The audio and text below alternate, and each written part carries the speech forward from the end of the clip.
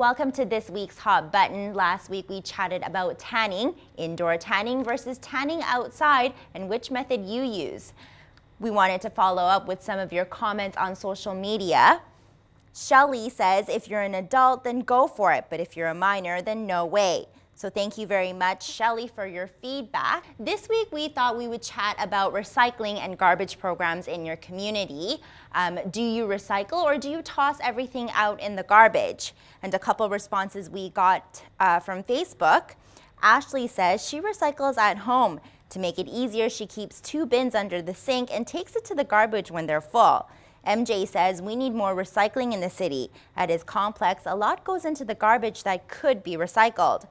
While Dan says that most municipalities make it easier for people to recycle. Besides, if we were to chuck everything away, we would go way over our limit. Well, Chilliwack has very simple recycling and garbage programs. Right. We have 2 bins, one for garbage and one for recycling. Yep. Anything that's not recyclable goes into the garbage can, and then the garbage then goes to our Bailey landfill, and our recyclables goes to Mterra Environmental Plant, which is in Surrey, which is where you live. How's the recycling program out there in Surrey? Well, Christina, Surrey actually just implemented a new waste recycling program where you separate your garbage with your recyclables and your organic waste all separately. What do you mean organics? Well, organics are your food waste and your soil or your leaves and your grass, all things that are that can be used for compost. I personally am not a huge fan of this. I haven't really gotten used to separating all things separately, but I'm working on it. You know what? I'm actually really not surprised. Last week, I remember we had a can of soup together. You know, I had to go into that garbage can, pick up that can, and put it back into the recycling box. But I wonder how beneficial is the single stream program that we have in Chilliwack versus the new program that's out in Surrey?